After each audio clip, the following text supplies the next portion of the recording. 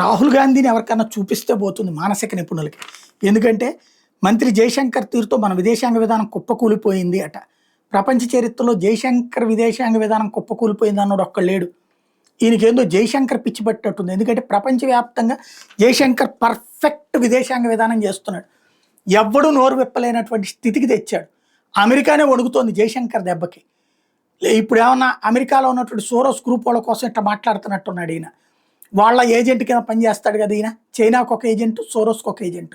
కాబట్టి ఆ లెక్కని జయశంకర్ని character assassination చేసే ప్రయత్నం చేస్తున్నాడు. కాబట్టి సంథింగ్ ఏదో ఈయన మెదడులో ఏదో కుట్ర దాక్కునుంది.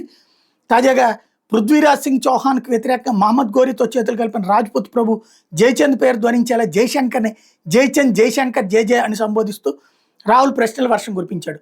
అసలు జయచంద్రుడే రాహుల్ గాంధీ. పాకిస్తాన్కి అనుకూలంగా భారత్కి వ్యతిరేకంగా మాట్లాడుతుంటాడు. అట్లాగే అమెరికాకి, చైనాకి అనుకూలంగా భారత్కి వ్యతిరేకంగా వాళ్ళకి సమాచారం అందించేలా మాట్లాడుతుంటాడు. ఆ దేశాలకు అనుకూలంగా మాట్లాడతాడు.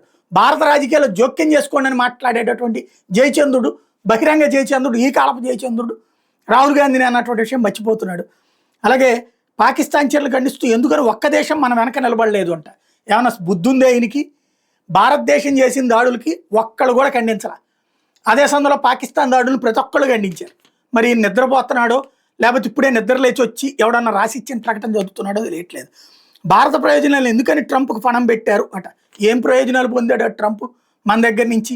పేరు వాడు ప్రచారం చేసుకుంటాడు, బాంబులు మనం వేసి వస్తాం.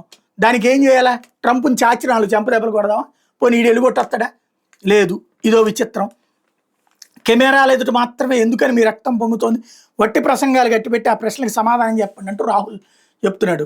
అక్కడ కెమెరాలో ఎదురుగుండా జరిగిందా లేకపోతే పాకిస్తాన్ వెళ్ళి చూసి వస్తే నీకు తెలుసుద్ది రక్తం ఎక్కడ పొంగిందనేది.